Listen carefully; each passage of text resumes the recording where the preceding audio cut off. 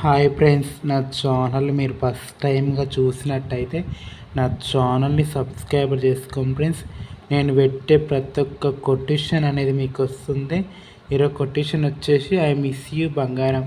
ఓయ్ బంగారం, అందరూ నువ్వంటే నాకు పిచ్చి ఇష్టం అనుకుంటున్నారు, కానీ వాళ్ళకేం తెలుసు నా లోపల దాగున్న నీపై కోపం అది ఎక్కడ బయటకు వస్తుందో అని.